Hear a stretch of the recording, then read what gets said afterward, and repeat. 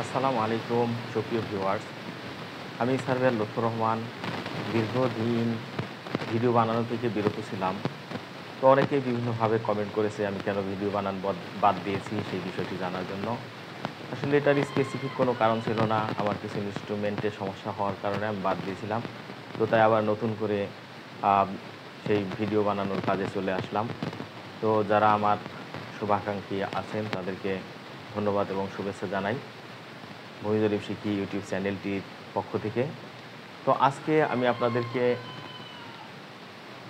এই যে বোর্ডের মধ্যে যে প্লটগুলো করেছি এগুলো থেকে দেখাবো যে আমরা অনেক সময় জমি ক্রয় করে থাকি। সেই জমি ক্রয় করার ক্ষেত্রে অবশ্যই জমিগুলো আগে পরিমাপ না করলে কী ধরনের সমস্যার সম্মুখীন হতে হয় এবং সেই সমস্যা থেকে উত্তরণের পদ্ধতিটি বা কী সেগুলো সম্পর্কে আপনাদেরকে জানাবো। তাই ভিডিওটি শুরু থেকে শেষ পর্যন্ত দেখুন।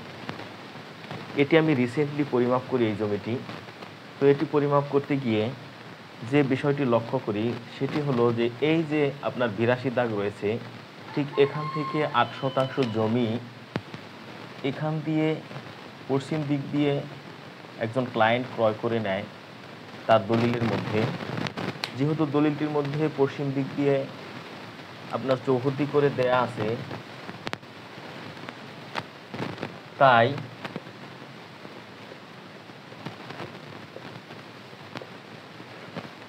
এটির ক্ষেত্রে যে ঝামেলাটি হয়েছে সেই ঝামেলাটি পূর্বে অনেক সার্ভেয়ার এই প্লটটি পরিমাপ করে দিছে, কিন্তু এই সমস্যাটি বলেননি। তো তাই আমার কাছে মনে হয়েছে যে এই সমস্যাটি তাদেরকে জানানো প্রয়োজন। এই ৮১ দাগ এবং এই ৮২ দাগ এদের মধ্যে যেহেতু এটি একটি যৌথ সম্পত্তি ছিল, তাই ঘরোয়া বন্টন হিসেবে এই ৮১ দাগ ৮২ দাগের থেকে ৫ শতক জমি ঠিক এই পশ্চিম পাশ দিয়ে এটার সাথে মিলিয়ে নিয়েছে।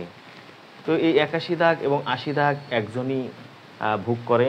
তো যেহেতু সাম হিসেবে তারা ঘরোয়া বন্টনে এদিক দিয়ে ৫% জমি নিয়েছে, এটি এই ৮২ দাগ যিনি ক্রয় করেন তিনিও জানেন না এবং ৮১ এবং ৮০ দাগের যিনি মালিক তিনিও বলেন না। না বলার কারণে কি সমস্যা হয়, যখন এই ৮২ দাগের মধ্যে বিক্রি হয় তখন তার দলিলের মধ্যে এই দিক দিয়ে ৮% একটি চৌহদ্দি করে দেয়া হয়। তো চৌহদ্দি করে দেওয়ার কারণে এখন পূর্বে যত সার্ভেয়াররা আসছে তারা এখানে যে সীমানাটি রয়েছে সেইখান থেকে পরিমাপ না করে দখল থেকে শুধু তাকে পরিমাপ করে ৮% দিছে। তো এটির যে ঝামেলাটা, মূল ঝামেলাটা আমি আপনাদেরকে বলি। মূল ঝামেলা হলো, যেহেতু এই ৮১ দাগ এবং ৮০ দাগ এদিক দিয়ে ৫% জমি নিয়ে ফেলছে, তারপরে এই বাহুটি হয়েছে যত সার্ভেয়ারই আসছে ৮২ দাগের পশ্চিম বাহু নকশার মধ্যে যেটি রয়েছে সেটিকে ওনারা এই বাহুটিকে ধরে এখান দিয়ে তাকে ৮% জমি এভাবে পরিমাপ করে দিছে। কিন্তু যেহেতু ৫% জমি তারা নেয়ার পর দলিলে যেটি উল্লেখ করা প্রয়োজন ছিল সেটি হলো যে ৮২ দাগের পশ্চিম হতে ৫% বাদে তৎসংলগ্ন ৮% যদি দলিলে চৌহদ্দি দেওয়া থাকতো তাহলে ওনার পজিশনটি এখানে টিকত।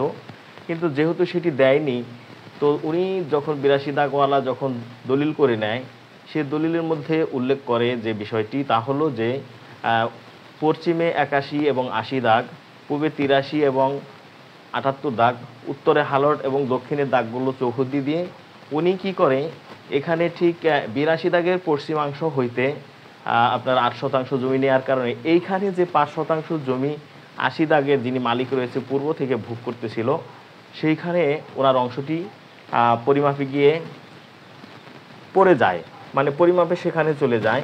ঠিক পশ্চিমাংশের ওনার এখানে যদি এটাকে পশ্চিম বাহুর ধরা হয় তাহলে এখানে শুধু ৩% জমি উনি পায় এবং এখানে ৫ মিলে ৮ হয়, যার প্রশস্ত হয় অনেক কম।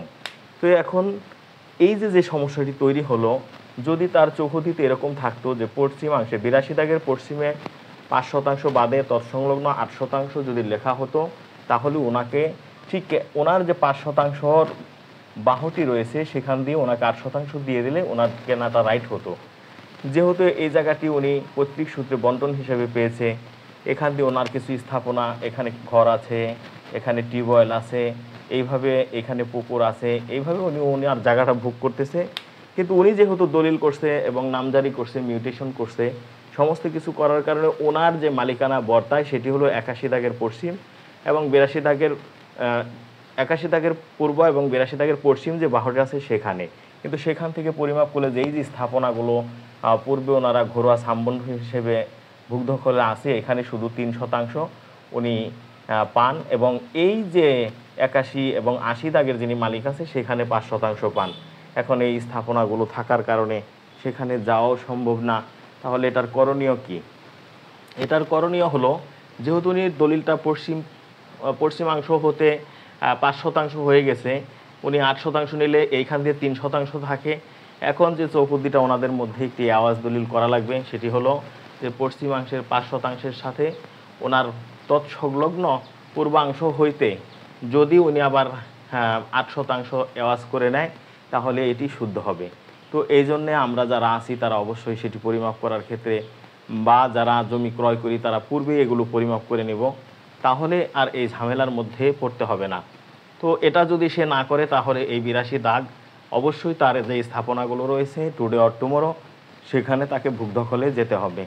তাই ভাবলাম যে এই বিষয়টি আপনাদেরকে অবগত করি, কারণ পূর্বে যত সার্ভেয়ার আসছে, এই যে 5% 82 থেকে নিয়ে যে সীমানাটি করা আছে, এখান থেকে শুধু তাকে 8% দিছে, যেটা ওনার দলিল মূলে এখানে শুধু 3% এই বরাবর টিকবে, আর 5% ওনার বেদখল হিসেবে অন্যের দখলে থেকে যাবে। তাই এটি আমি পরামর্শ দিছি, আপনারা দ্রুত আওয়াজ করে ফেলবেন কি, যে পশ্চিমাংশের আপনি যে অংশটুকু রয়েছে, সেই 5% ওনাকে দিয়ে দিবেন, এবং উনি তৎসংলগ্ন 8% আবার আপনাকে ফাইনালি একটা দলিল করে দেবে একই দাগের থেকে, তখন এটি আপনার শুদ্ধ হবে। আশা করি বিষয়টি আমি আপনাদেরকে বোঝাতে সক্ষম হয়েছি। এই জন্য যারা জমি ক্রয় বিক্রয় করবেন তারা অবশ্যই জমি রেজিস্ট্রির আগে সেটিকে পরিমাপ করে দেখে নেবেন যে জমির পজিশনটি কী, তাহলে আর এরকম বিড়ম্বনায় আপনাদের করতে হবে না। তো ধন্যবাদ সবাইকে, ভালো থাকবেন, আমার জন্য দোয়া করবেন। আসসালামু আলাইকুম।